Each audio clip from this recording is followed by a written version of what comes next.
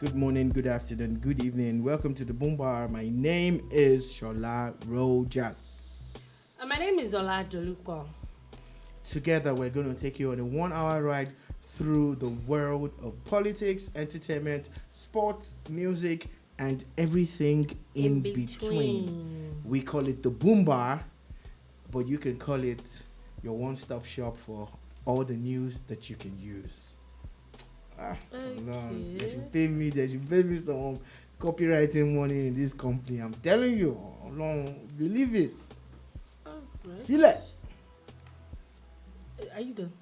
No, not really. I'm not going to be done until I'm done. But of course, it's time to dive right into it. There's a whole lot of stuff to talk about. Oh, yeah. We've got the drinks. Cheers. Where are your drinks? Or your drink. Cheers.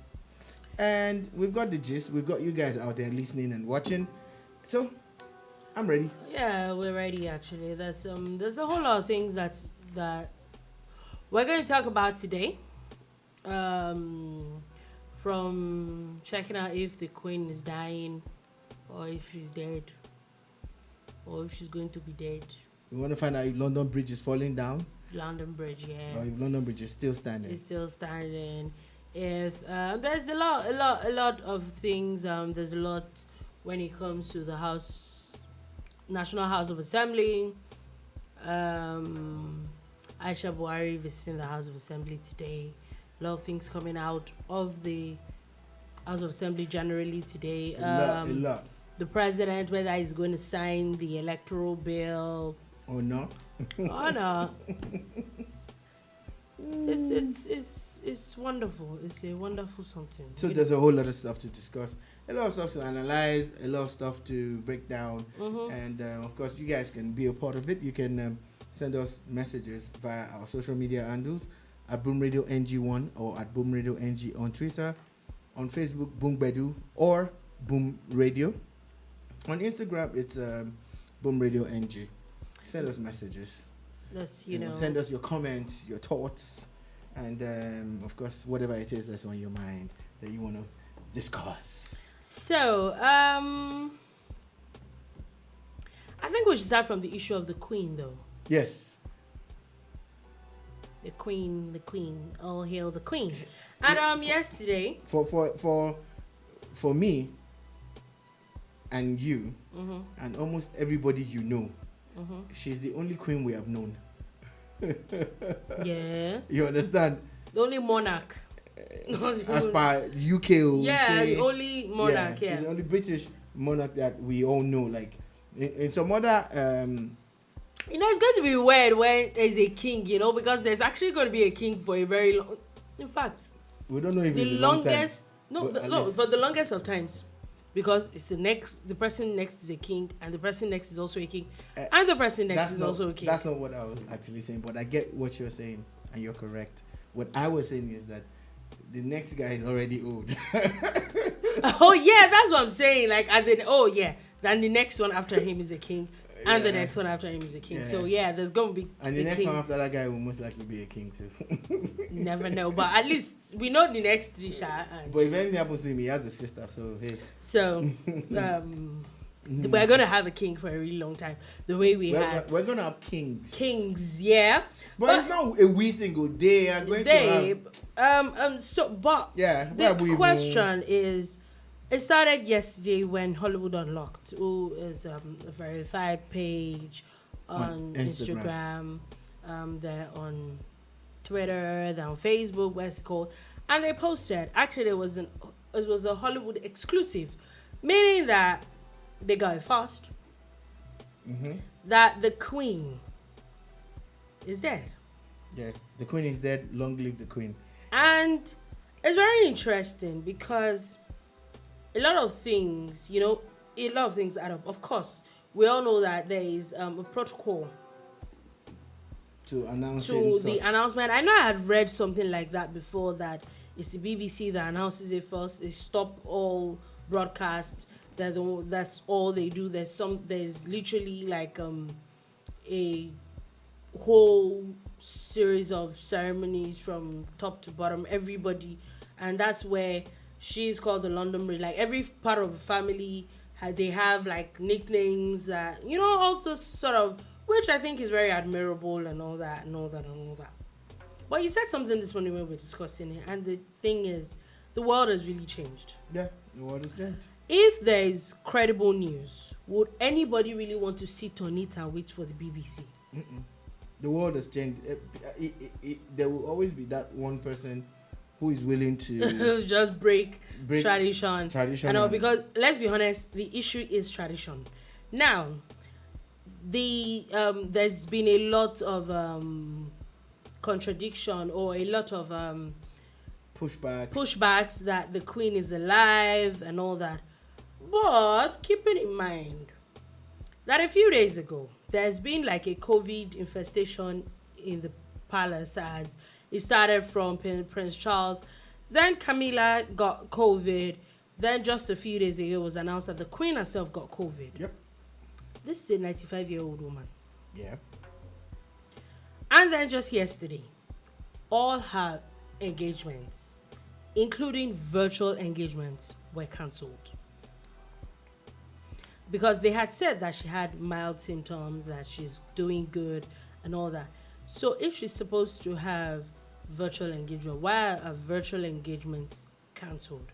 That was just yesterday. Then later last night, this morning, the news went off that she is late. Then a particular reporter for Hollywood Unlocked, Jason Lee, now went back and tweeted that he stands by what he said, and he's just going to wait for official confirmation, but from that he does not report lies. Sounds like somebody is sure about what they're reporting. Yeah, it sounds like someone is sure about his source. You get it? Looks like it's like really sure that his source is tight. Is like, that credible? Yeah, like look, this person is not going to tell me something that's wrong and all of that. All of these things, time will always tell. You know, if she is really and truly dead, then of course they cannot hide it for so long. They can't hide it forever. But if she's alive, she will still come out and people will see. If she is by some weird what's it called, and she's actually late, and then a few days after, there is conversation about it, and then the BBC officially, doesn't it call to a bit of credibility on the journalist part? No, not on the journalist. On the that if she's actually like in a few days' time, it's announced that she's actually dead. Mm-hmm. Doesn't it do what? Put some form of question to credibility of the UK. How?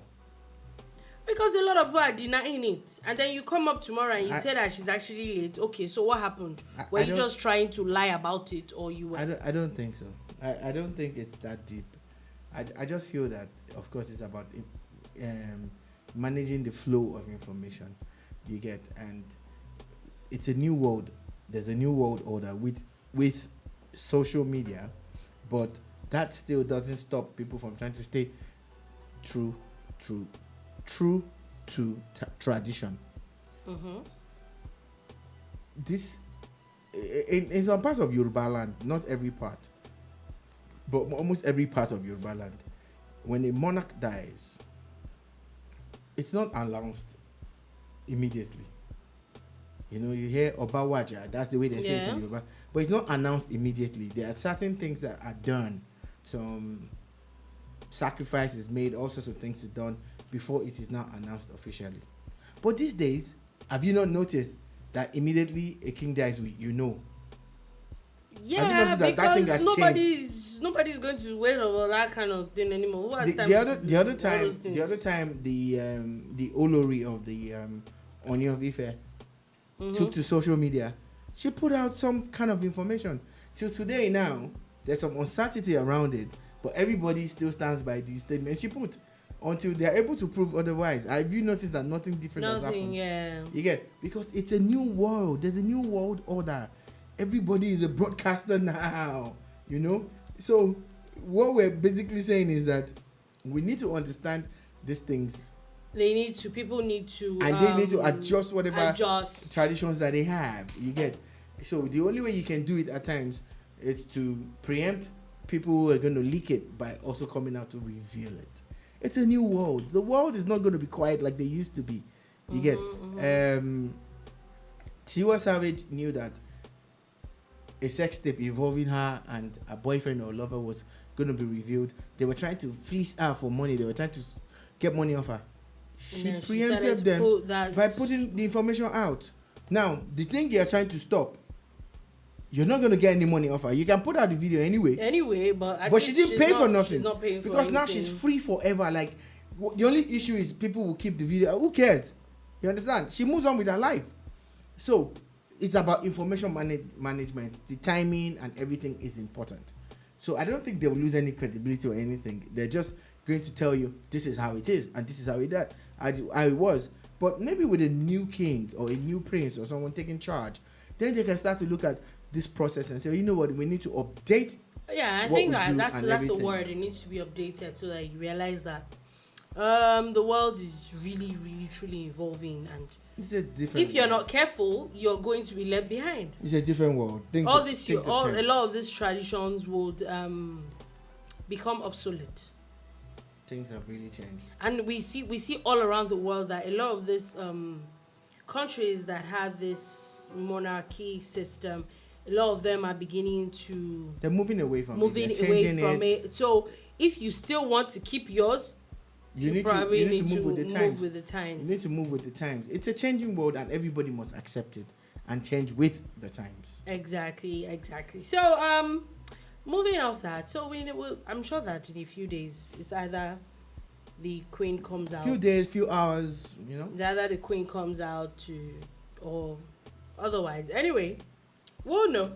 As we there here now. Like I say, Oba no they go transfer. For this palace where we dey, now we be Oba, we know they go transfer. So, talking about a lot of things, let's move on to issue of courts. We know that the courts are really, really one of the very interesting things. Yesterday we talked about somebody going to jail for monies that was collected. I think that for people, stop collecting money that you don't know the source. Can land you in 6 years of jail. Just putting it out there for people that do not know. Now, a court today has now ordered the interim forfeiture of properties and funds that have been traced to former Zamfara Governor Abdulaziz Yari.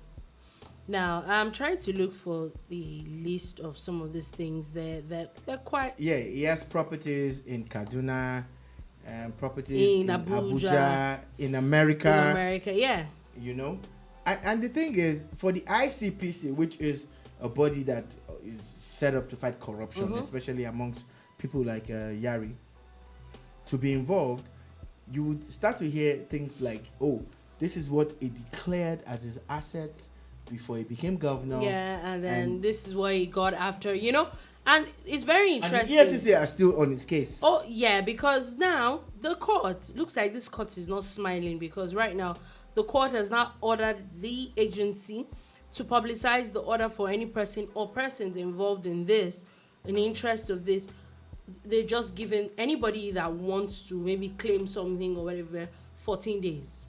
Yeah, come on. So that's what in 14 days. No, I know, but this time really seems really short in this particular time. So now all they've given anybody is 14 days before the final forfeiture of all these things. Yeah, look, I hope this will serve as a deterrent. But let's quickly talk about the man in question. I am not saying he's guilty, but I'm going by what the court says. And the court is saying that he's going to forfeit this thing. At least there's an interim order of forfeiture now. And it's about to become permanent. If in 14 days he doesn't come out to claim these things and prove that he actually owns them and he didn't steal money to get them. Abi? But the same man is contesting to be chairman of the APC. He's one of the almost 18 or 21 contestants. If the ICPC has something on him, like something this big on him, yeah? Should that kind of person be the chairman or even be contesting to be chairman of your party? why is he not in jail, or why doesn't he have? And he's contesting to be chairman of that's the party. like Should it only be about forfeiture? That's what I'm saying. Like, it's not just about allegedly the person. It's not just about the property. There should be laws be about the against person like as well. But that's why they said the EFCC is on the matter too. So apart from the ICPC, and talking about APC Chairman and everything, I was saying this on the political program, our political voyage on Monday. Yeah. I was in Abuja last week, driving down from the airport. Yeah, you were saying so. Every billboard had people like him on them. I don't know what you stand to gain as being APC chairman, but looks like it's serious business. It is, because everybody wants to be APC chairman. Everybody wants to be APC chairman at this point. And maybe at times I look at things too lax and too easy. Just like my sports association that I belong to, the Sports Writers Association, and all the bickering and fighting in that association. There's one day you said something, and Yomi Kuku's wife said the same thing, like, there must be something these people are benefiting for them to want to go all the way. Exactly. So again, there must be something. Oh, yeah. It's the same thing. There must be something these people stand to gain from being chairman of the party. Chairman of the party, yeah. There's no other explanation. Are you telling me it's really about service? That's what I'm saying. So, back to what we're talking about so that we don't lose focus. A typical human being, yeah, especially a typical Nigerian or African, is very selfish. And it's the truth. Whether we like it or not, it is the truth. So, when you see so many people jostling for a particular thing, look at it very well. There's something no. It's not normal. Because if you're really about just service and trying to get the mandates for the service is looking like it's going to shorten your lifespan. Make a day my day. Life shouldn't be so hard. You just understand? Life shouldn't be so hard. Just sit in your house. But when it looks like a lot of these things are becoming do or die, then there's a problem somewhere. There is a problem. There's definitely something somewhere. Again, people come into governance, people come into government, declaring their assets by law, then they still go ahead to acquire things.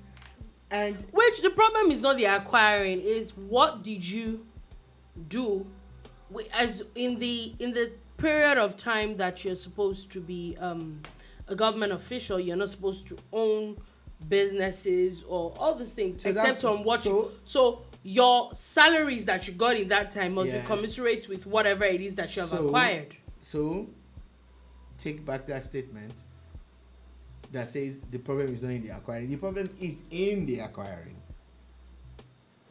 If a governor is earning 5 million naira as salary for 8 years, let's say he didn't even spend a kobo, which is very possible because they pay everything for them anyway. So it would have saved 60 million naira in 1 year, multiplied by 8. It's still not enough to buy all those things because it will still pay taxes anyway. Yeah. You understand? So do they? Oh, you have to pay taxes. Everybody pays taxes now. Governors pay taxes. How can you tell me to pay taxes and you don't pay taxes? You cannot be exempt from paying taxes. You must lead by example by paying taxes. I had no idea. But anyways, that's even not what we're talking about. What we're talking about is the fact that they come and still acquire these things while they're supposed to be concentrating on governance. And this is the reason why Nigeria has not moved forward. I want to link that to a statement that is credited to Benga Ashim Olaweko. Yeah, I was going to say that because it popped up now, but I want to link it to I know that the statement that you're about to make, but the one that popped in my mind when I saw this story is that I know that he was a presidential candidate for the People's Trust Party. Yeah. Didn't know the name of that party though, but I didn't know that he has decamped to the APC. I just found out today. Oh wow, you too. I just found out today. Okay. All right. There's no need to be funny about it. I just know that. What happened to People's Trust Party? Okay, I have to be honest. He's the presidential candidate. I have to put it out there, because you never can tell how these videos will fly. He is related to someone that's my friend. It's my friend's brother. Let's just put it out there. It's a fact that his younger brother is my very, very, very good friend. But that's where it stops. Okay. But that's not the issue. I didn't know he was at a lecture I'm not even going to dwell on that. I didn't even know he was going to move to the APC because he used to be a strong PDP party member. He was one of the founding members of the PDP. It was an ex-co member when the PDP was really okay. So what happened? new. Why did he go to People's Trust? He's been to different parties before the People's Trust. He tried to be governor of Kwara before and everything. It didn't work. Okay. Then he wanted to be president. Yeah. Oh wow. And this is what we always say. If I was his advisor, I would say, stay in Kwara, stay local. This would have been a good time for him. House of Assembly, State House of Assembly, National House of Assembly, House of Representatives. I would stay contesting for that gubernatorial. I'm telling you, you would have built a lot of trust, a lot of mileage and everything. But that's not what we're about. There was a statement credited to him. Yeah. It was at a lecture, and he put out a figure.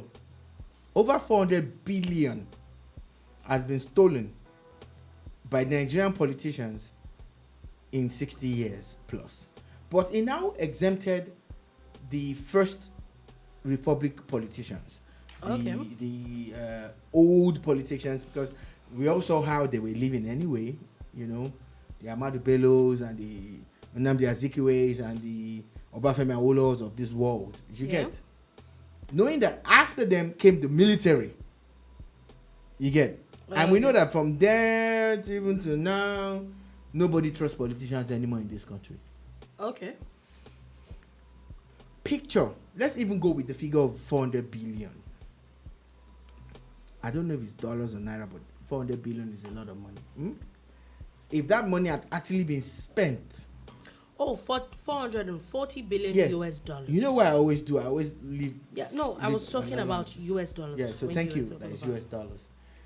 If 400 billion US dollars had been spent on Nigeria in the last 50 years, not a single Nigerian, not one, will leave this country because they are looking for greener pastures. It will be because they just want to go. 440 billion. And I'm sure it's more than that.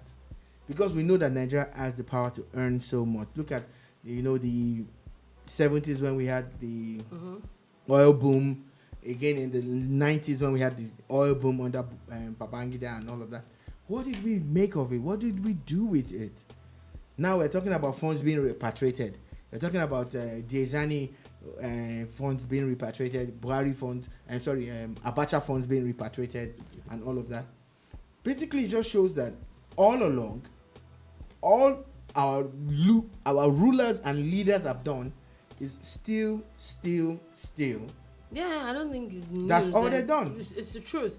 And but it still goes back. It's not news, but it is painful. If you just think of how, if they had been nationalistic about it. Oh, yes. I will still keep saying that one major example for me, or what major place that I can relate with that is Niger Delta. Other than allocation that goes to the states, like it goes to every other state every month, yeah? Other than those allocations, there's a Niger Delta Development Commission, where this is a specified commission basically to develop the Niger Delta. Yeah. And we've seen how much money from the presidency over the years that is being pumped into this place, other than what the states are meant to do. And you see the NDDC in itself, and you see the rot that is there.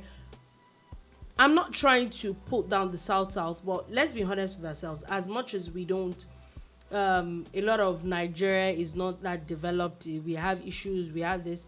The South is probably one of the least developed places in Nigeria.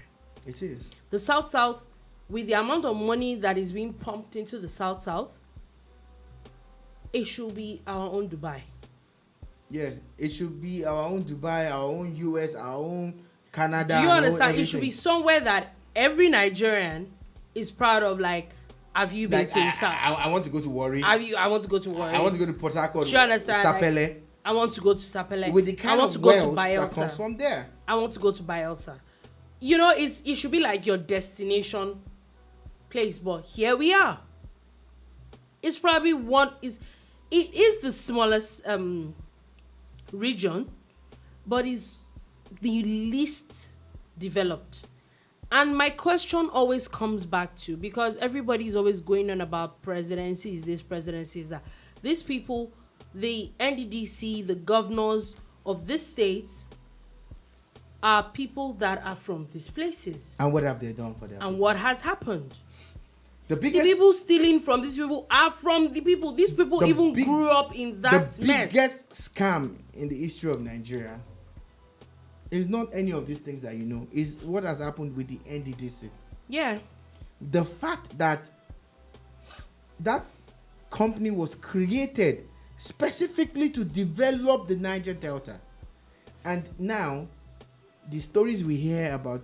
Look, okay, the guy that was asked, the former NDDC MD, that was invited to the House of Assembly, and he fainted on live TV and everything. Have you heard about him since then? Nah. You see the problem? We need to be swift about judgment. And that guy was brought in to replace some people that had issues. So what do you expect? The Niger Delta is bleeding. And that's the issue that I have. And as much as, okay, you're waiting for the federal government to do something. I'm sorry, yeah, maybe because I'm just talking a lot about the Niger Delta today. But what have the people of Niger Delta done about the NDDC? How many protests have you heard about fixing what is wrong with the NDDC? Nothing, because at the end of the day, let's be honest with ourselves. I don't. It maybe on the long run, it's maybe going to trickle down to everywhere. But the real beneficiaries of the NDDC, what are they doing? The people that it's really going to affect. The beneficiaries or the potential. The potential, the targeted audience for the targeted beneficiaries for the NDDC. What are they doing about it? When do we demand for what is ours?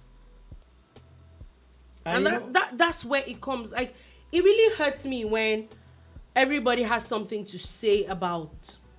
You know, they say that remove the log in your eye before you see the speck in someone's eye. Mm-hmm. Everybody has something to say about the Southwest. Everybody has something to say about the Northeast. Everybody, shout out to every other region. I think that, take the Northeast, for example, as badly hit as they are, they're probably one of the most developing regions in Nigeria.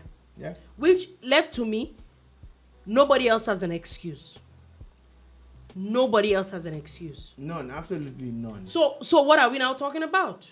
I was talking to someone who's related to me at the weekend in Abuja, and he's into construction.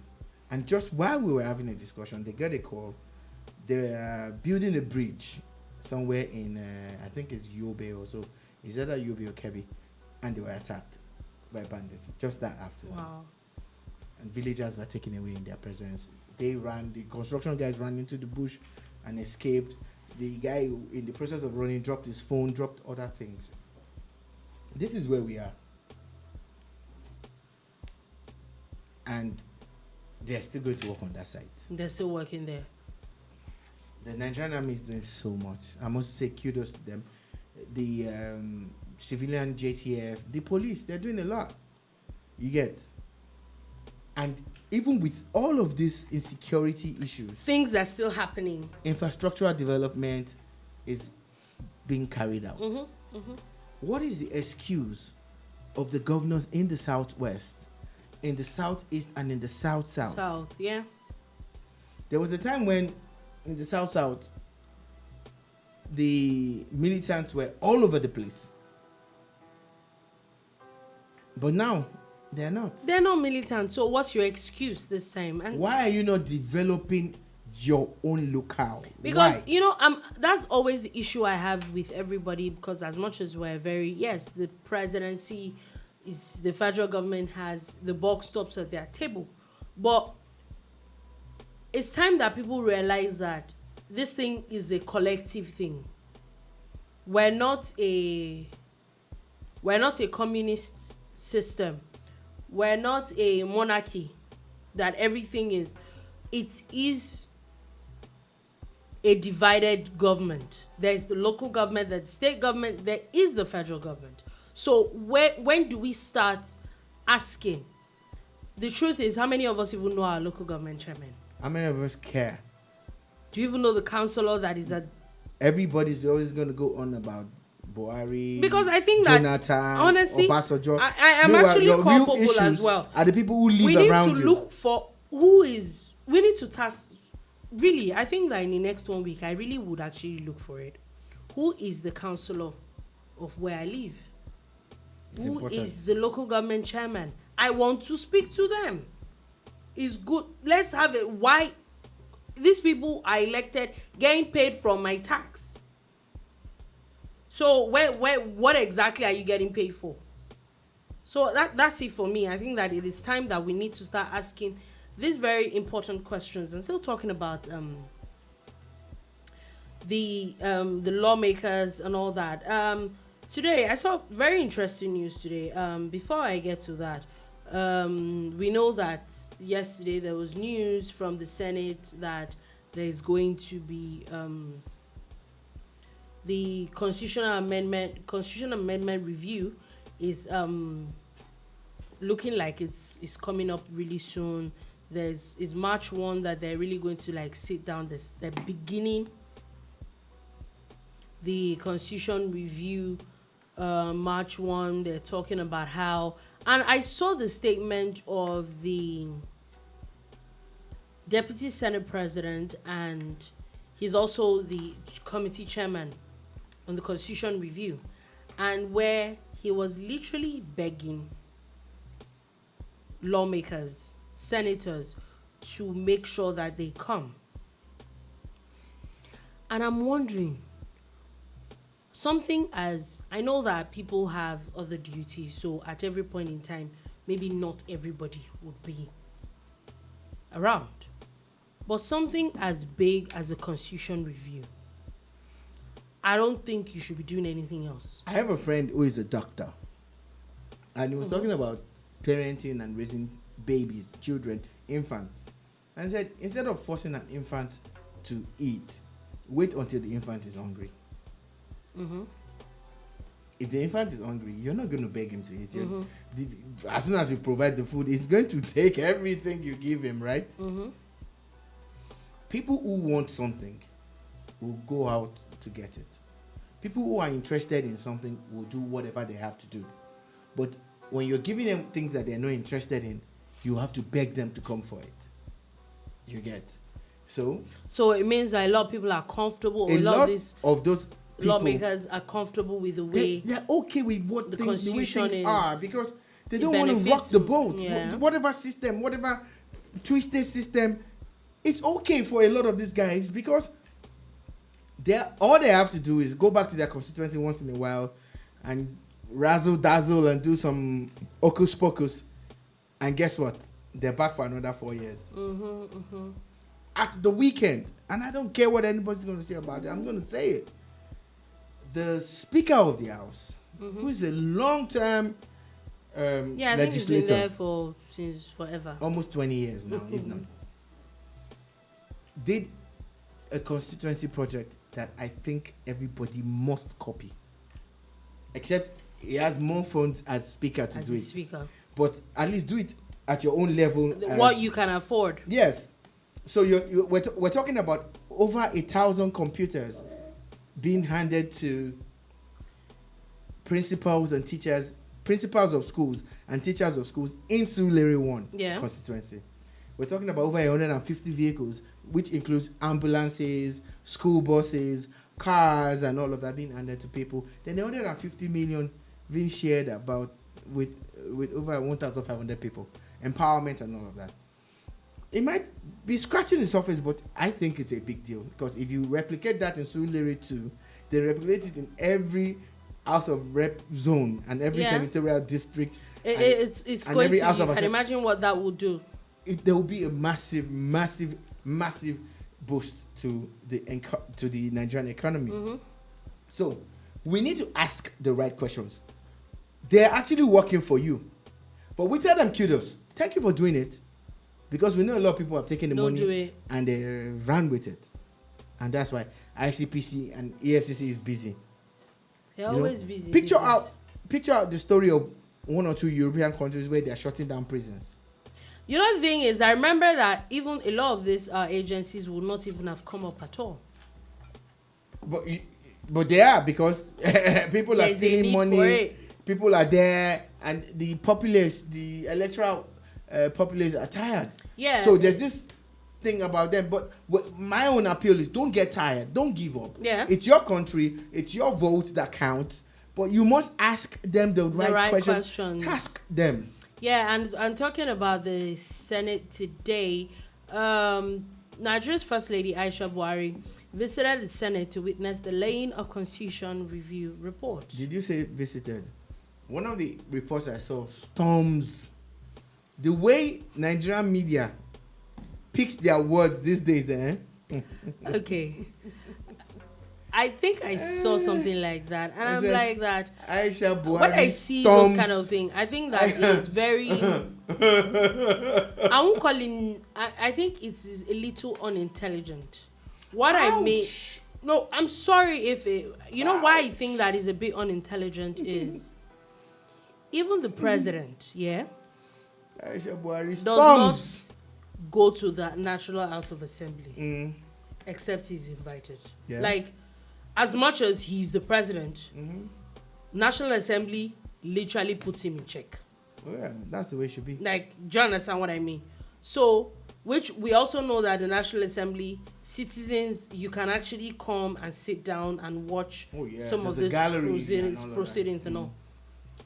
Even though she's the First Lady, there is nothing her presence is doing for that. Absolutely nothing. She literally is just a spectator. When it comes to brass tacks. But that's on paper. Now, in reality, whatever she does might have some kind of effect. Especially in a country where we like eye service. We call it, look, is that thing an English word? Because I know Nigerians like, this person likes eye service. I will check. Please check. We always say that. This person likes eye service. You know? Because it might be a Nigerianized phrase. Actually, it's called eye service, definitely. Okay, there's actually a word called eye service. It's work and service done only when the employer is watching. Exactly. So do you get what I'm... Did you see my angle? Yeah, there's eye service, there's lip service. So, yeah, of course. So imagine when some of those legislators look into the gallery or they hear the first lady, but you know, so a lot of people like she's going to tell the president some things and blah blah blah blah. So I'm saying on paper it doesn't matter, right? But we know how politics works. But no matter what it is, she ain't gonna storm there. Like, really, the way we use our words when we write this stories. Do you understand? If take for example, they use it a lot in the entertainment industry. Yeah, they want a closed session. Honestly, she would have to leave. You're getting too serious. So I'm like, okay, where is the...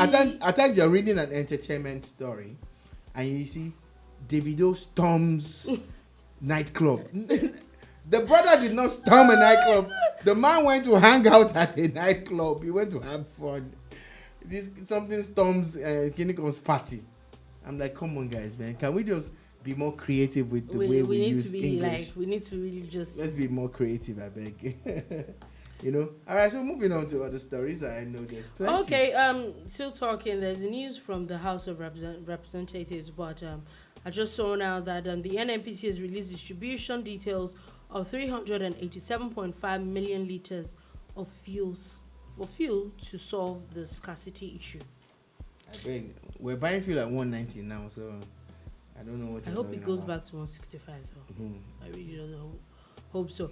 But now, still talking about the House of Assembly, I saw news today that looks like the House of Representatives is they're considering a bill that is altering the provisions of the 1999 Constitution to allow states to generate, transmit, and distribute electricity in areas covered by the national grid. glory. Yes, Hallelujah. and I'm happy about it because I honestly did not think that it needed legislation. So it means that it does. It does. I'm just saying, like, I didn't know. I thought that there was no need for legislation for those things to happen. I know we've talked about it, that we needed that decentralization of power is the way to go. That's the only way we can solve issues and everything. But obviously, it means that it couldn't have been done all this while, even if it was ever spoken about, because it needed legislation. So now... But some states found a way around it. Enron is a power generating company that went bust in America. But under Bola Tinubu, at some point, they bought barges from Enron, and they were going to be generating power for the national grid because it has to be generated. You see, the issue with that legislature is that whatever power you generated is sent to the grid, then it is reshared. Mm-hmm. That's where the problem lies. So now generation is a problem. Distribution and transmission is a bigger problem because it has to go to the grid. I know we've gone on about it, and you already said that today, so there's no need for me to go into that. But I know that at some point, Akwa Ibom State also built some kind of power generating plant and everything. And under Tunde Fashola, Lagos started generating power to supply essential areas like the secretariat, the state secretariat, the marina axis where you had the mortuary, the hospital, the police stations, and the stadiums.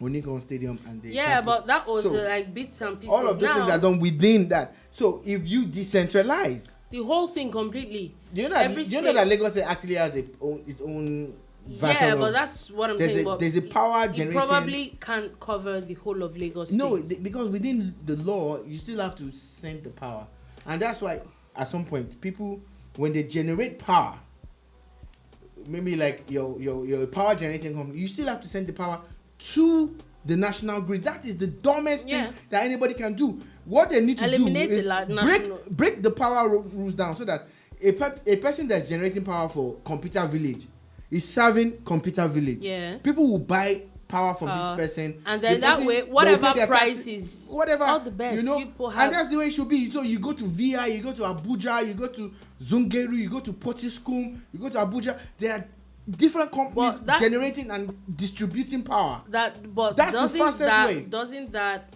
now eliminate the distribution companies also? The distribution companies are distribution companies. They will still be there, but they will not have this large chunk of space to cover. Yeah, that's what I'm saying. And the reason why they won't have it, you know why? Because they've not done their work.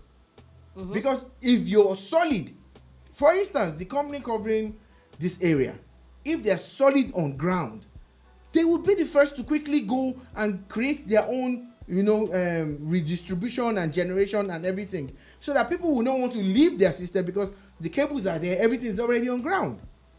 The laws around power generation in Nigeria has to change. Do you know how painful it is when you are building a new house and you buy that pole by yourself with your money?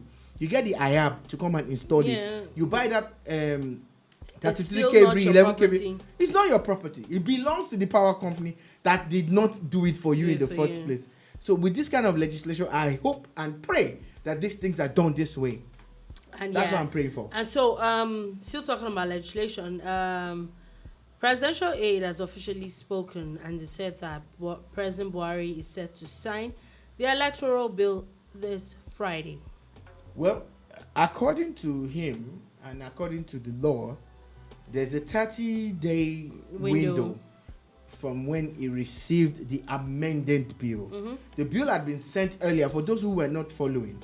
And the president complained about certain clauses. I think this is the sixth time, because this bill has been going on from the 8th Assembly. Yeah. So there's been a lot of back and forth. So it was removed. It was removed, and they sent it back to him, and people felt he was going to assent almost immediately.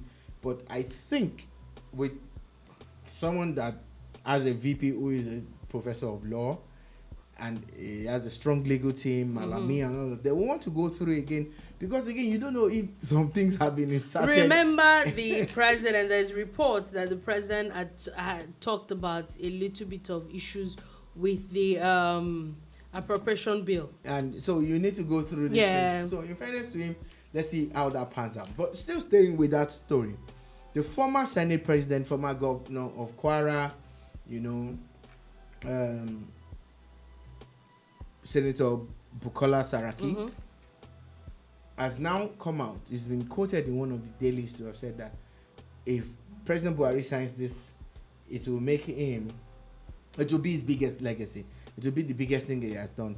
So for people who probably don't understand, it is that important that even a Saraki is saying that if Buhari signs this, it will be his biggest legacy ever. Honestly, I don't know why he won't sign it. Because then again, INEC needs this to start work almost immediately. It is the law that is in existence that they will use to prepare for next year's election. So but if they don't get it on time, they will have to use the old law. Yeah, they will definitely have to use the old law. And still talking about legislation, let's go all the way to Zamfara State. As is official now, and the Zamfara State House of Assembly has officially impeached the deputy governor of the state. Yeah. A bit of background is that the governor of Zamfara State used to be in the PDP. So a few months ago, or years ago, as the case may be, he crossed to the APC. And his entire cabinet and the House of Assembly and a couple of people also crossed with him to the APC. And if you understand Nigerian politics, Zamfara is predominantly an APC state. Yeah, it is. Because even the election that brought in the PDP government was not an election. It was the court that sacked the APC. Should take over because the APC did not go about their primaries the right way. So I think in preserving itself and trying to key in, the governor of Zamfara was a smart guy and he crossed to the APC. Yeah. But when everybody moved, his deputy governor said, nope, I'm not going anywhere. I'm staying in the PDP, and that's where his problem started from. He had a little bit of victories when he went to court. And all that. And I'm sure that in his mind, the status quo was to be maintained. I hope that but eventually, his advisor was not the governor status quo ruling by the governor. court. The status quo ruling by the court expired. Yeah. And the state government started the state House of Assembly, because we need to go with the facts, started the whole process of impeachment again. All over again. They had witnesses coming through on Monday and Tuesday and all of that. At which he officially did not even attend the panel. He was called. That's his problem. You didn't attend the panel. So, and I think that those panels also, the idea made basically is also to what's the word now? It's supposed to help you, I believe. The way forward for him is he's going to go back and say he's a PDP person and try to get a ticket. But there's a law against impeached people. There's supposed to be a window that when you're impeached, you cannot contest for, I think it's like 8 or 10 years or something. It's supposed to be 10 years. And there you are. Because I know that there's a governor in Ekiti who was impeached and he came back. Yes, he did. A few years after. Oh, yes, he did. Nigerian politics for you. So it's a very interesting one. I don't feel very sorry for him, because the first thing in my mind was that what did he think was going to happen? A deputy governor is supposed to be a right-hand man of the governor. If you and the governor are not on the same page, what did you think was going to happen? That's it for me. Like, if it's not a bad thing to stand your ground, my issue was standing your ground. Did you think it was going to be how nice was that relationship going to work? Like, I just felt that he wanted to have his cake and eat it as well, especially when we know the Nigerian terrain. Now, still talking about politics, the All Progressives Congress looks like is official, as they have zoned the 2023 presidential ticket to the south. Yeah, we've always said it, and we kept on trying to explain to people. Yeah, this was after the meeting yesterday with most of the APC governors and the president. They call them the progressives. Yeah. The progressive governors. They had a meeting with Mr. President. And of course, we all knew this was going to happen anyway. And of course, Governor El Rufai was at the forefront of breaking down the news to people and all of that. But we've always said it. If you look at, it's only if you're a neophyte when it comes to politics, you don't understand what's going on. You're a baby and you don't want to learn. All the people contesting for the post of APC chairmanship, they are from the north. They're from the north, yeah. Not a single Southerner is trying to be chairman of the APC. Reverse to 4 years ago, it was all Southerners that were contesting, because you cannot have the leader of the party and the chairman of the party coming from the same place. Who's the leader of the party? The highest placed political ranking person, which is the president, is the leader of the party, like it or not. Yeah. And the chairman, of course. So they can't come from the same region, and that's what they've done. And now they've now made it official. So it's clear now, for all the people who kept on saying all sorts of stupid things, now we know that the APC is zoning, even if it's not written in their constitution. They're zoning the next presidency to the south.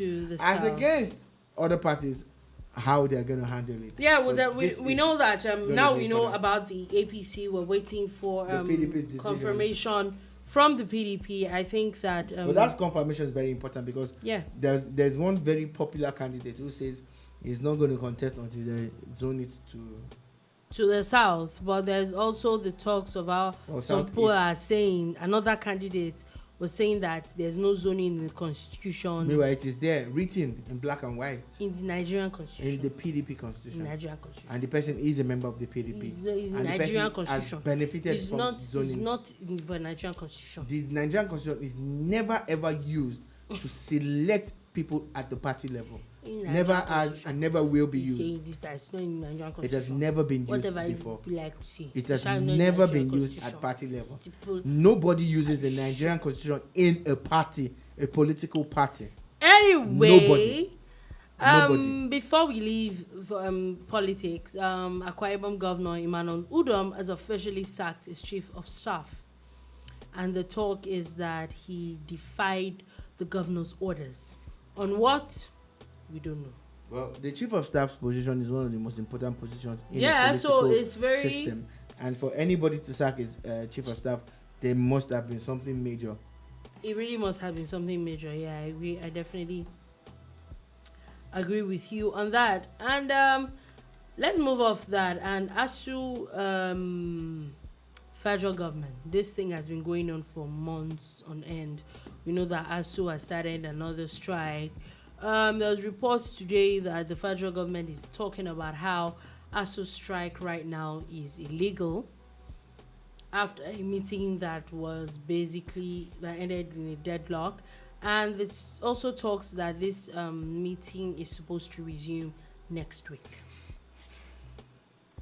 All my life, as a Nigerian, I'm close to 50 now. All I've heard is ASUU strike, ASUU strike, ASUU strike. They say ASUU means well. They say government has done this and that. You know, for me... Today, I say, ASUU, you don't mean well. I say, federal government, you also are not serious. You should create a system that basically makes this ASUU thing, this cartel, broken. Students are suffering. I saw a video of a girl who is a student, and they asked her, she said, let you go on strike so that she can concentrate on her photography and other things that she does. That's where we are. You know, for and me, the Nigerian students have also said that they're just also going to strike. You know, I said it here last week when I said let the students also strike. I think that for me, when the issue I have with ASUU is, like you said, I've always known that there's always been ASUU strike here or there. And for this number of years, they don't seem to have ever gotten whatever they want. I went to a federal university. We went on, there was a time that went on for about, I think, 7-8 months of strike. Yeah? Which is why my issue with ASUU is, I'm not saying that maybe some of their calls are not legit and all that. Most of the time, it's always about it's always about money. It's never about the situation of school, of how better performance of these schools. I'm sorry, but I went to a federal university, so I'm not sure I'm all really on the side of lecturers.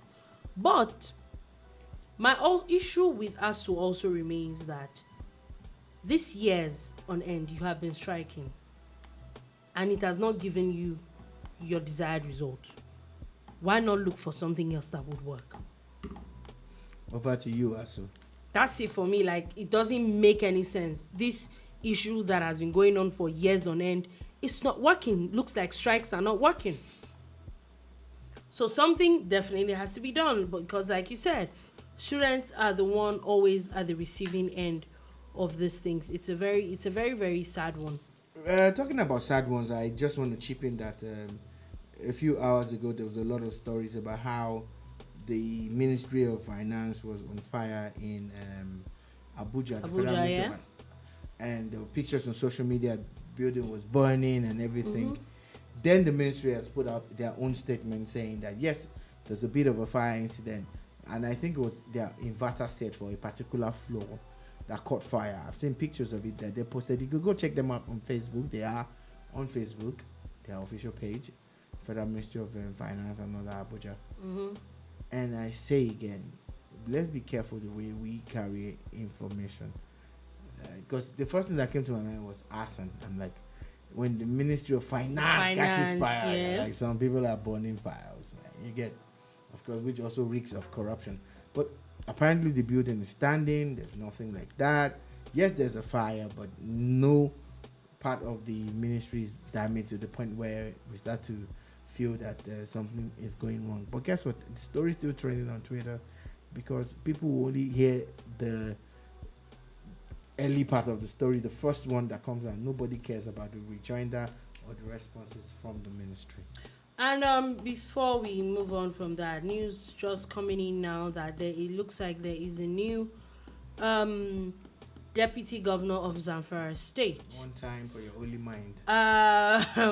As the Zamfara State House of Assembly has nominated Senator Muhammad Hassan Nasiha as the deputy governor of the state. I'm sure he's been waiting for months for them to have moved swiftly, because the impeachment was barely an hour or two ago. Yeah, it was just. And now there's a replacement. There's a replacement. And the thing about it is, it's permitted by law. There's no need. They don't conduct an election to get deputy governors in the first place. There was never election for that in the first place. So it's a very, very interesting one. Very interesting one. And moving off that, I saw news now that today that NDLEA, the National Drug Law Enforcement Agency, I don't know if you saw it, had destroyed 255 hectares of cannabis farms spread across 5 local government areas in Ondo State. Yeah, look, in case you don't know, if you're looking for where they grow the bulk of these things, is Ondo and Edo State and Delta State. There are massive farms growing marijuana. Excuse me. Sorry. It gets me. And right while they're burning it, just picture some bad boys. I was going to say that. How does a few days ago I watched it was a series that I was watching that some policemen literally went to bust. This is in the US. It was a movie anyway. A meth lab or something, and then in trying to destroy evidence, these people started burning up stuff, and then everybody else there go high off these things. I'm like, okay, so that was literally the first thing that popped up in my head. There's an old joke about how they told a guy to go and burn up his own ganja farm before the police comes, and the guy said no problem. Then he goes to the farm and people are looking at the mountain like, where's the smoke? And they don't see any smoke. Like, the police are coming. And so they run up to the ganja farm and say, hey Rasta Wagwan, burn the ganja, man. He say, me a burn it liku by liku. The guy is there rolling up his jumbo and smoking it, liku by liku. So drugs are bad. I don't endorse the use of marijuana, although they said some countries are allowing people to use it. Yeah, but as long as Nigeria is involved, in Nigeria, it's not allowed. It's not. And again, that's why 1 or 2 presidential candidates were saying if they were president, they would export and sell it to other parts of the world. But sadly or gladly, they are not presidents. Anyway, on that note, that is all we have to take today on the Boomba. Thank you for listening. Thank you very, very much for watching. We'll definitely be back again tomorrow. with another wonderful edition of The Bar. It's at 3 p.m. West African time on boomradio.com.ng. Have a beautiful, beautiful day ahead.